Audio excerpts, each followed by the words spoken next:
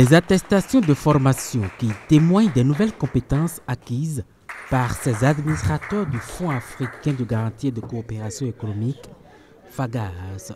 Ils sont désormais mieux outillés pour traiter des dossiers liés à la gestion du risque de contrepartie dans un fonds de garantie. Ils mesurent également leur rôle et leurs responsabilités dans la lutte contre le blanchiment de capitaux et le financement du terrorisme. Qui est un thème d'actualité. Voilà. Et nous avons vu quel était le rôle du conseil d'administration dans cette lutte-là, notamment à travers le comité d'audit. Nous avons vu toute son importance pour le FAGAS. Et ces règles devraient permettre au FAGAS d'avoir une bonne crédibilité au niveau international et pour faire de meilleurs résultats.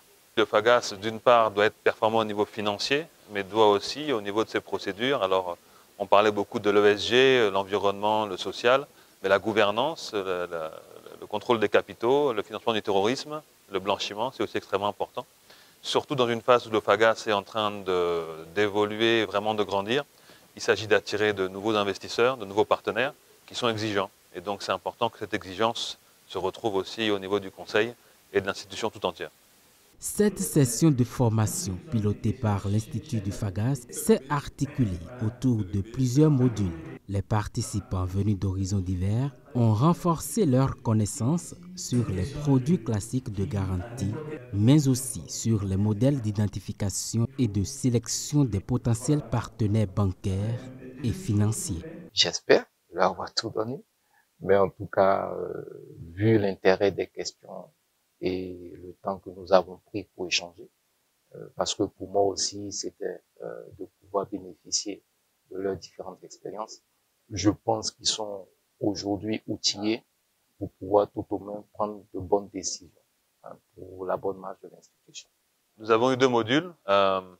Premier module sur le risque de contrepartie, donc on est vraiment sur le risque financier, la gestion financière de l'institution. Et la deuxième partie, deuxième module sur l'aspect plutôt de conformité et le risque de blanchiment d'argent et donc sur la façon dont dans une institution comme la nôtre on doit gérer ce risque, les meilleures politiques et les meilleures pratiques. Il faut reconnaître que dans le cadre du plan stratégique 2021-2025, nous avons misé sur le renforcement de l'expertise du FAGAS comme étant une force de solution. C'est vrai que le FAGAS est une institution de financement et de développement, mais nous apportons des solutions aussi non financières, c'est-à-dire que l'assistance technique, les conseils, mieux préparer les banques et les porteurs de projets à optimiser leurs requêtes de financement.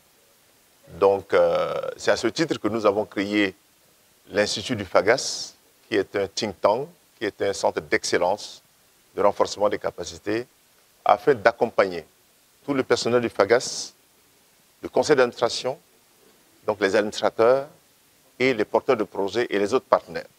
Cette séance de renforcement des capacités intervient à la veille de la 62e session ordinaire du FAGAS qui va se tenir à Cotonou.